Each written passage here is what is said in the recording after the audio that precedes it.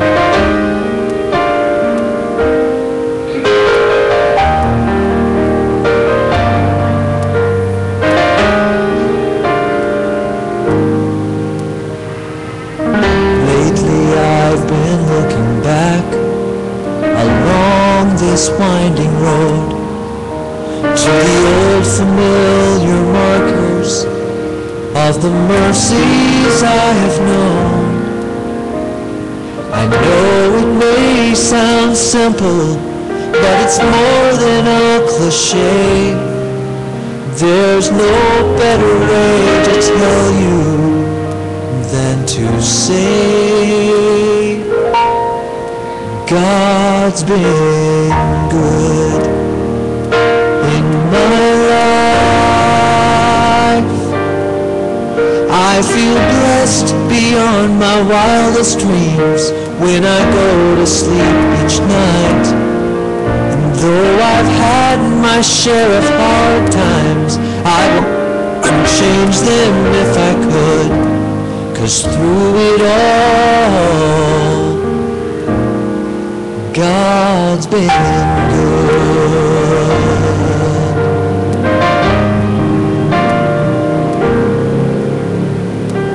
Times replay and I can see that I've cried some bitter tears, that I felt His arms around me as I faced my greatest fears. You see, I've had more gains than losses, and I've known more joy than hurt, as His grace rolled down upon me undeserved. For God's been good in my life. I feel blessed beyond my wildest dreams when I go to sleep each night. And though I've had my share of hard times, I wouldn't change them if I could, 'cause through it all, God's been good. For God has been my Father, my Savior and my friend. His love was my beginning, and His love will be my end. I could spend forever trying to tell you everything He is, but the best way that I can say it is this: God's been good in my life. I feel so blessed beyond my wildest dreams when I go to sleep each night.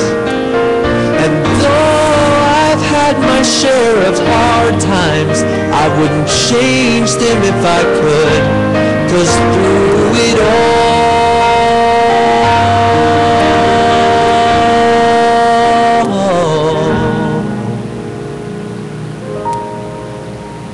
God's been good.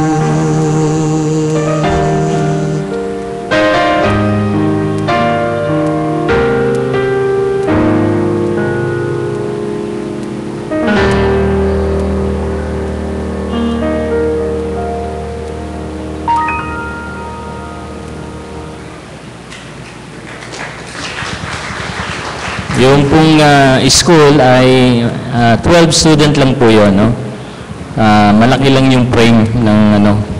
But patuloy po. Tawagin ko po yung tatlong anak ko na babae para mag-share sa inyo ng awit.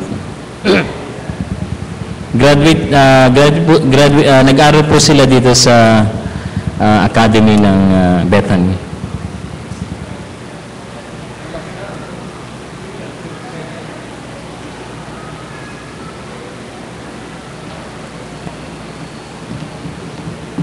Ismaila.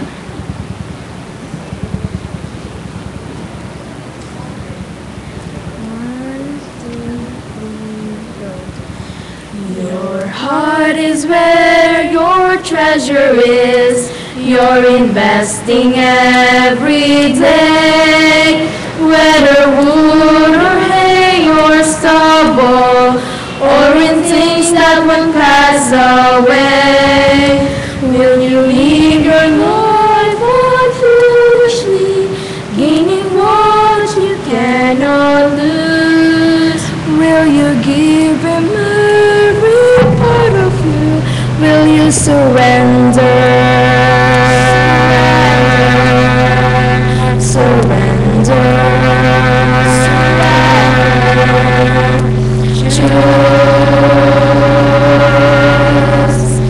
It's time to go, not stay. Time to invest your life in something that will never fade away. Time to place your hand within the hand, so scarred by nails for you.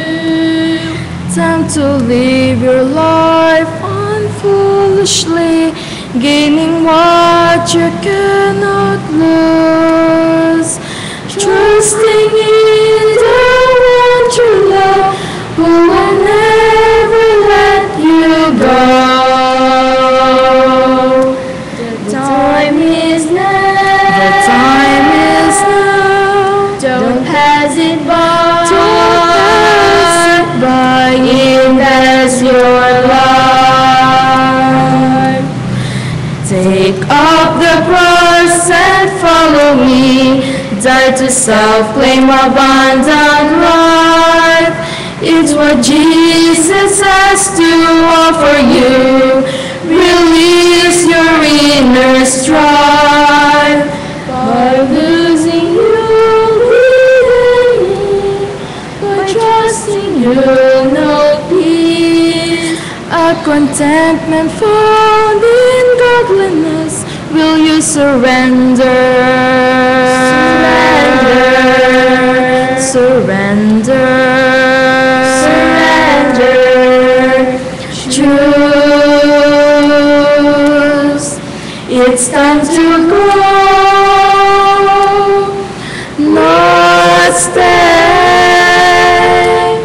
Time to invest your life in something that will never fade away. Time to place your hand within the hand, so scarred by nails for you. Time to live your life unfoolishly, gaining what you cannot lose. Trusting in the one true love, who will never let you go. The time is now. The time is now. Don't pass it by. Don't pass it by. Invest your life. Surrender. Surrender. Invest your life.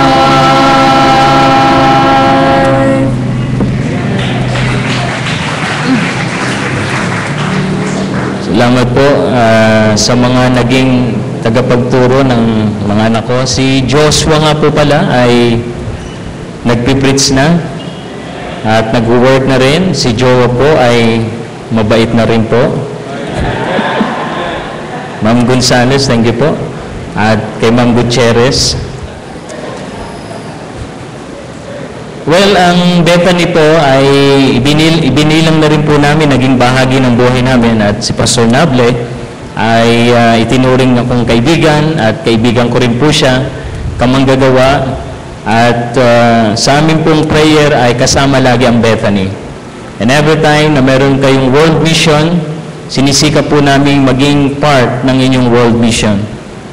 Sapagkat naniniwala ko na malaki po ang naging bahagi ng Bethany Baptist Church, ng Bethany Baptist Academy sa buhay ng mga anak ko. Kaya sila po ay nasa ministry, marami pong naturuan sila, natuto. At aminin ko, dito po ako natuto ng about mission or world mission.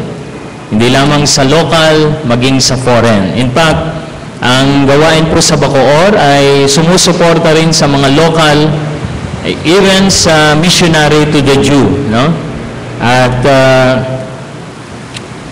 nung nakaraan pong nagkaroon kami ng mission trip ni Sister Joy, ay doon ko po na-meet yung tao na isang missionary. Nandun kami sa Poipet at naging bahagi kami sa Emmanuel Grace International School. Ang isang blessing po na ibinigay ng Panginoon, na i-share ko na po kay Pastor Nable, ay siya po yung nagsagot ng aming round trip ticket going USA. And Lord willing, June 3, we have a venture to mission trip to US. But anyway, isa pang bagay na ibinigay pa ng Panginoon sa puso namin mag-asawa ay yung mabuksan din yung gawain, magamit kami ng Panginoon kung saan kami dali ng Panginoon. Kaya po, nagpapasalamat kami sapagkat lahat po yan ay sa tulong ng Panginoon. Ngayong gabing ito ay buksan po natin ang ating mga Bible sa Psalms chapter 23 at kasama nung pag-awit ng mga anak ko, kasama na rin yun sa outline, okay? Tumayo po tayong lahat, Psalms chapter 23. Kung meron po kayong live verse, kami po as a Orias family, meron po kaming family verse. At ito po ang aming family verse. For my 26 years in the ministry, by God's grace, nakita po namin ang kamay ng Panginoon sa pamilya namin. At si Joshua po ay pagkatapos po niyang mag-aral dito, nakapag-aral kaagad siya sa TUP. Tuloy-tuloy na po yan. Hanggang ngayon ay may work na rin siya. At si Joab ay after na makagraduate, ito lang March, natanggap kaagad siya ng trabaho sa Angkor Anan dito po sa may Alabang.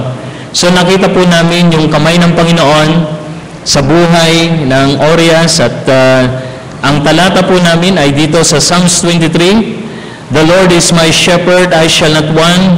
He maketh me to lie down in the green pastures. He leadeth me beside the still waters. He restoreth my soul. He leadeth me in the paths of righteousness for His name's sake. Yea, though I walk through the valley of the shadow of death, I will fear no evil, for Thou art with me. Thy rod and thy staff, they comfort me. Thou preparest a table before me in the presence of mine enemies. Thou anointest my head with oil, my cup runneth over. At isa sa pinanghahawakan namin na binigyang diin na verse ay ito pong verse 6. Surely goodness and mercy shall follow me all the days of my life, and I will dwell in the house of the Lord forever. Our subject for this evening is about the journey of life. The journey of life. Let us pray. Dakilang Diyos, maraming salamat sa opportunity na ibinigay niyo po sa inyong lingkod para maging kabahagi sa pangangaral ng iyong salita. Alam ko po, Panginoon, na marami ng mga ngaral na tumayo sa likod ng pulpito. Salamat po sa leadership ni Pastor Nable at ang kanyang pamilya. Patuloy niyo po silang gamitin at ang buong miyembro ng Bethany Baptist Church.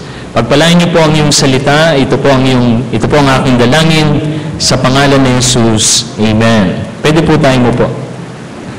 Alam niyo po, kaninang umaga ay naging tagapagsalita po ako sa isang anniversary sa Malagasang.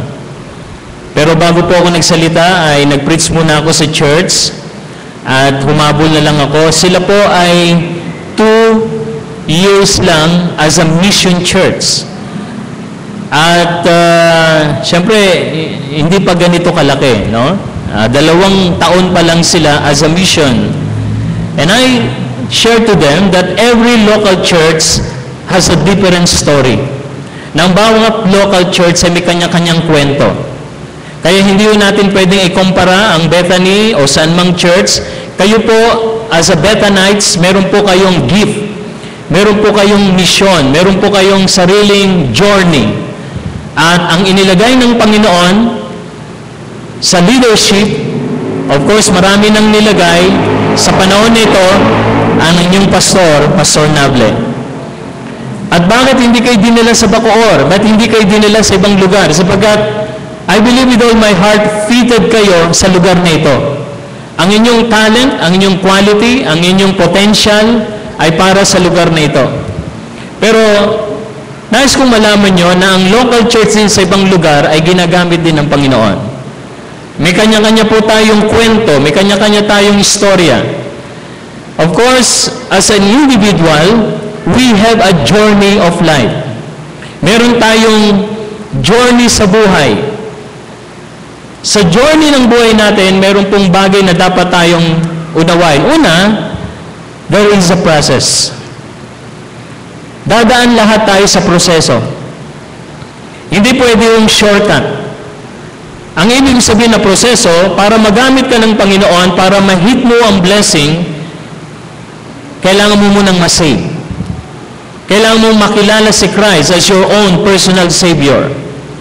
Hindi po pwedeng maunawaan natin ang kalooban ng Panginoon. Hindi natin pwedeng maunawaan ang mission unless si Christ ay nasa puso natin. Kaya kung ikaw ay bisita ngayon at kung wala pa si Kristo sa puso mo, kailangan mong si Kristo tanggapin siya bilang Panginoon at sariling tagapagligtas. At kung ikaw naman ay Kristiyano, kailangan dumaan ka rin sa proseso. Kailangan mong isuko ang buhay mo sa Panginoon. In Romans chapter 12 verse 1, I beseech you, brethren, therefore, by the mercies of God, that ye present your bodies a living sacrifice, wholly acceptable unto God, which is your reasonable service. Ibig sabihin, kung ikaw ay Kristiyano na, tinanggap mo na ang Panginoon, kailangan mo isuko ang buhay mo. Bakit po? Maraming Kristiyan na hindi nagagamit ng Panginoon.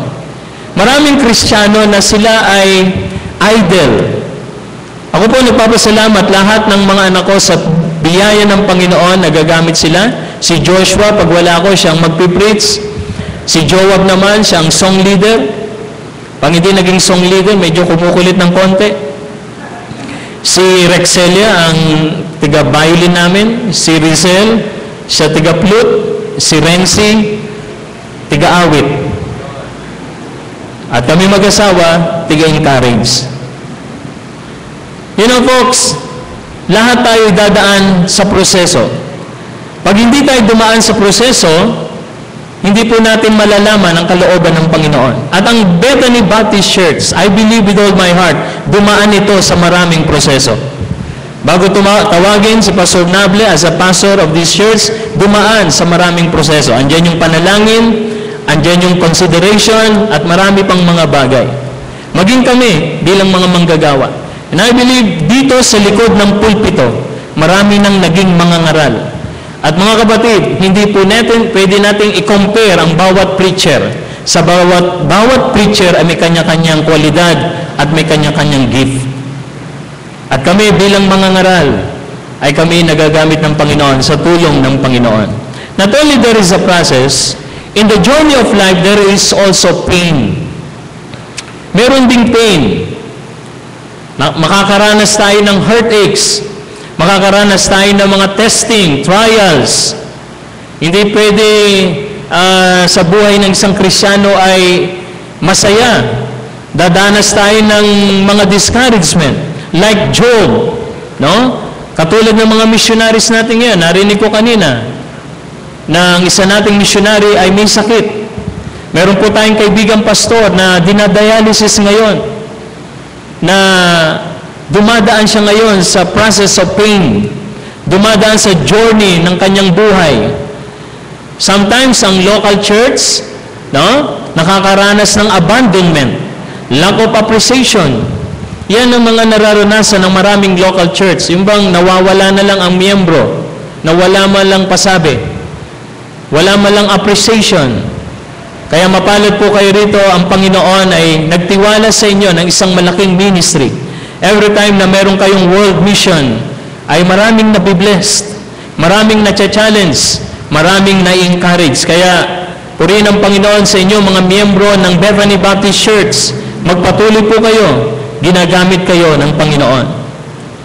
In the journey of life, maraming karanasang dadaanan tayo. Sabi ng Psalms chapters 12, open your Bible in Psalms chapter 12. Help, Lord, for the godly man ceaseth, for the faithful fail for among the children of men. Alam niyo po, siguro marami ng Kristiyano ang huminto na sa paglilingkod. Marami ng mga mananampalataya ang hindi na nakapagpatuloy. Praise God! No? Ang world mission ay nagpapatuloy. Praise God! Marami pa rin nagpapatuloy sa pagbibigay. Beloved in the Lord, I challenge you, huwag po kayong huminto sa pagbibigay. Huwag kayong huminto sa pagsuporta. Ang Panginoon ang siyang magpapala sa inyo. So in the journey of life, there is a process, there is pain. Of course, number 3, there is a pause. Alam niyo po, minsan, nagkakaroon ng pause, no? Kung titingnan niyo po yung cassette niyo, merong forward, merong rewind. Pero hindi nyo ba napuna, merong pause doon? Alam nyo bang dumarating din tayo sa point na maraming Kristiyano ang humihinto o nagpo-pause pansamantala? Ano ba yung pause sa buhay natin? Para bang walang nangyayari, di ba? Parang trabaho kayo ng trabaho, sikap kayo ng sikap, pag-uwi nyo sa bahay, ang inilalagay ng dyablo para namang walang nangyari. But listen to me, don't stop dreaming, keep on believing. Huwag po tayong huminto sa patuloy na pagtitiwala sa Panginoon. Alam niyo po, sa buhay natin as a Christian, meron mga highlighted sa buhay natin eh. Pag sinabi mga highlighted, ito yung mga karanasan na hindi nyo makakalimutan sa buhay nyo. Marahil itong karanasan nito ay discouragement. Marahil ito'y karanasan na appreciation. Ang tawag po dyan ay mga highlighted. Meron pong tatlong bagay na gustong i-highlight ang Diyos sa buhay natin. Una, yung faith, yung pananampalataya natin. Ang sabi sa Romans chapter 1, kindly open your Bible in Romans chapter 1. Tingnan niyo po ang sabi ng Bible dito sa Romans chapter 1. Verse 17. For therein is the righteousness of God revealed from faith to faith, as it is written, the just shall live by faith. You know, folks, ang faith natin ay iti-test. Naranasan po namin yan as sa Orias family. 15 taon po tayong naging pastor sa Santa Ana at naging speaker din po natin doon si Pastor Yunilia nung nandito pa siya. Higit sa lahat si Pastor Nable. Ang gawain po natin ay nasa rooftop tenement, 8th floor, walang elevator. Every time na lumilindol yung save, nasi-save ulit. Isipin nyo naman, intensity 7 eh. No? After 15 years, nandun pa rin si Pastor Nable. Alam nyo, maraming mga highlighted sa buhay namin na laging witness si Pastor Nable. Nung ako ay nag-resign as a pastor, at Pastor Rene Mercado, ang second man, ang siyang inordain as a pastor, at Pastor Rene Mercado, sinen out ako sa Bacoor, 2002. At kayo rin po ang unang nag-respond para magkapagsimula kami roon. Nagbigay kayo, Pastor, ng bangko. Hanggang ngayon, yung bangko na yun ay buhay pa rin. Pero nadagdagan na po yun, ha? At kung meron mang mga nasave doon sa nakaupong bangko na yun, bahagi po kayo, mga kapatid. So after that, 2005, nung na-organize po yung church, mula kami sa rice mill, mula pala sa loob ng subdivision, dinala kami sa rice mill. Malaki po yung rice mill. Pinagamit sa amin for almost 2 years. At meron po tayong building na lupa na nakuha. Naging bahagi rin si Architect Gigantoni para doon sa building permit. And after 2 years, nalipat po tayo sa Emmanuel. Ngayon po ay nasa isang subdivision po tayo kasi 1 year lang po ang kontrata doon. Alam niyo po, na-test yung faith namin. Pero alam niyo, yan po ang kalooban ng Panginoon. Na ang buhay natin ay ma-highlight, kaya ititest niya ang ating pananampalataya. Hindi ko po alam mga buhay niyo, pero maaaring sa buhay niyo, dumadaan kayo sa testing ng inyong pananampalataya. Pangalawa, gustong i-highlight ng Panginoon yung hope natin. Yung ating pag-asa. I believe, hindi tayo dapat nawawalan ng pag-asa. Kanina po ay,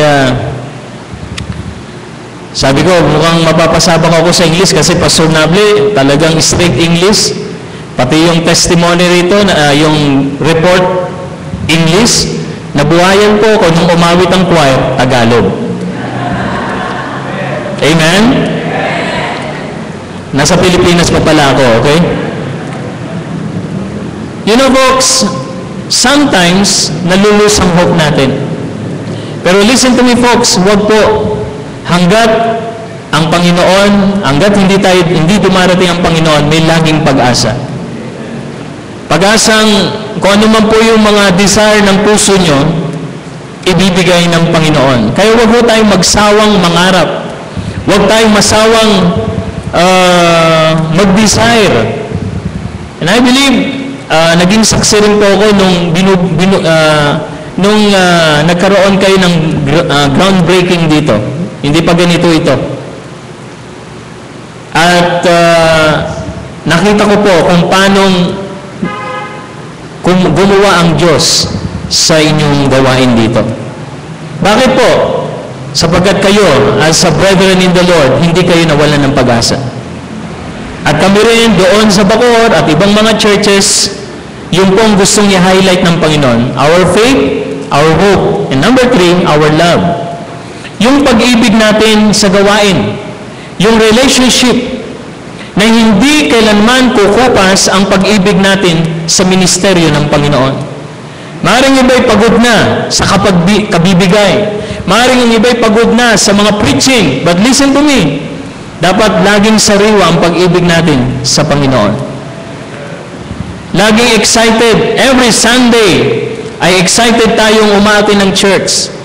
Excited tayong nagfe-fellowship. Excited tayong merong nangyayari. Sapagkat alam nyo, ang gustong laging gawin ng dyablo, maboring tayo. Sunday na naman. Kundi ang gusto ng Panginoon, yung excitement ay hindi mawala.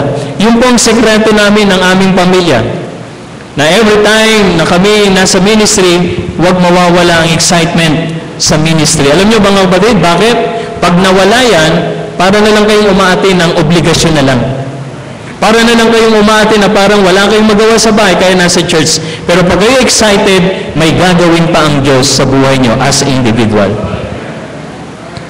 So, in our journey of life, not only there is a process, there is pain, there is pause, but of course, number 4 and last, there is provision. Alam nyo, God is the great provider. Katulad ng ginawa sa amin ng aking may bahay, kinakailangan pa namin magpunta sa Cambodia para mambit namin yung tao na yon. Alam niyo ba kung anong tawag sa mga taong handang mag-venture sa ministry? Ang tawag sa kanila ay mga man of faith. If you remember when the 2 spies, nung sila'y nandoon sa lugar na kung saan ang kanilang naging instrumento para sila'y masave ay si Rahab. Pero kung babasahin nyo yan sa Hebrews chapter 11, alam nyo kung anong tawag kay Rahab? Man of peace. May mga taong ipoprovide sa inyo para tumulong sa inyo. May mga taong gagamitin para yung desire ng buhay nyo ay ma-fulfill. There is always provision. Sabi nga ng Psalms 23 sa last verse, surely goodness and mercy shall follow me. Brethren, alam niyo ba kung anong pinakamaganda sa journey ng buhay natin? Yung sinusundan kayo ng habag at biyaya ng Panginoon. Diba, mahirap yung hinahanap yung blessing. Na kahit anong hanapin natin, hindi matatagpuan. Pero ang pinakamaganda, yung sinusundan ka ng pagpapala ng Panginoon. So there is a provision. Of course, there is a progress. Sa journey of life, merong pain, merong process, may pause, merong provision, at ang huling journey natin, there is a progress. Isang araw, yung matagal nyong dinidesire, magiging progresibo. Yan po ang aming laging tinitingnan. Merong assurance, merong pag-asa. Kaya sa buhay natin, huwag po tayong huminto. Ang buhay natin ay maraming kwento. At kung marami kayong karanasan, meron kayong kwento. At kung walang kwento, walang kwenta. And I challenge everyone, I believe, ng bawat isa ay dumadaan sa journey of life. Ang tanong ko ito, nasaan na kayo ngayon sa journey ng buhay nyo? At hindi nyo pwedeng iwasan yan. Hindi po natin pwedeng alisin yan. Sabagat lahat ng Kristiyano, family as individual, ay dadaan sa journey ng kanyang buhay. You know, merong isang dakilang author or preacher, as I close this message, itong sabi niya, every time I share this, kabisado na nga ito ng mga anak ko. Ang sabi ng isang great preacher, wait and see what God can do to a fully surrendered man. Wait and see. Tingnan natin at bantayan kung anong pwedeng gawin ng Diyos sa isang taong nagbigay ng buhay sa Kanya. I challenge everyone, young people, parents, ang sikreto para sa journey ng buhay natin, ibigay natin ang buhay natin sa Panginoon. Hindi ko po alam kung anong klaseng journey ang dinadaanan nyo. Ang mahalaga, huwag tayong lalayo sa salita ng Panginoon, dumaan tayo sa proseso, at kung ang journey nyo ngayon ay nasa pain kayo ngayon o nasa pause, just keep on, don't cease to serve the Lord. Darating din ng Panginoon, darating din ng panahon, pagpapalaing kayo ng Panginoon. Let us pray. Dakilang Diyos, maraming salamat. Pagpalain niyo po ang inyong salita. Maasa po ako na kayong gagawa ngayong hapong ito. In Jesus' name, Amen. Amen. Thank you, Pastor Orias. Every head bowed, eyes closed. Let's all stand, please. How is your journey in life? Are you going through this process in your life that you cannot really avoid? Oh, maybe you are in that stage of pain. Meron bang mga pagsubok na dinadaanan at tayo ay dumaranas ng mga pigti? But in this journey, we should be thankful that God is with us. Though I walk through the valley of the shadow of death, I will fear no evil, for thou art with me. Thy rod and thy staff, they comfort me. Oh, we thank God. Even there are times that we have to stop a while. I hope that you know that pause is just for a while. You do not stop permanently, you pause for a while. And in that journey, maybe you are in that pause. And that pause will enable you to reflect, to meditate, be still and know that I am God. Just like what we have in this morning's lesson, pause. I thank God for the provision. God is the one who provides for us His strength. God is the one who provides for us that wisdom so that we can see what is really necessary, what is really important. And God, of course, continues to provide for us progress. Progress. We continue to move onward, upward, and that is progress. Our movement should not be what? It should be always moving to the next step, next level, progress. But in all of this, let us always, I would like to add praise. To God be the glory. Praise. We need to praise God in everything that we do, because apart from God, we cannot accomplish anything. Oh, how is your journey in life? How is your walk with God? The Lord is speaking to your heart. I don't know if there is anyone here who does not know yet Jesus Christ, but God's desire for you is to come and go through the process knowing Jesus Christ as Savior and Lord of your life. It is one point in time in your life when you go through the process of growing in the Lord, in His grace, and in the knowledge of our Lord and Savior Jesus Christ. And move on in your Christian life. We are just pilgrims here in this world. We are just passing through. But in everything that we do, let us be always glorifying God. God has spoken to your heart. I would to God that you will just make manifest that desire. I thank God that He is with me. His presence is always with me as I journey in this life. God is always with us. The Lord has spoken to you. As the piano plays, will you just come and talk to the Lord? Even at this time, the Lord has spoken to your heart. Will you just come and talk to the Lord? As God speaks, knocking at your heart's door. You need the Lord. You can never move on in the journey a second, a minute without God in you. It's only by the grace of God. It's all for God's glory. The Lord speaks to your heart. When you come, maybe there is somebody here who need to make a decision. I need to be part of the body of Christ, the church, and be used by God in reaching the lost world with the gospel. God impresses upon you to follow in the waters of baptism. Baptism doesn't save, but a saved person needs to be part of the body of Christ, where the Lord Jesus Christ has entrusted the Great Commission.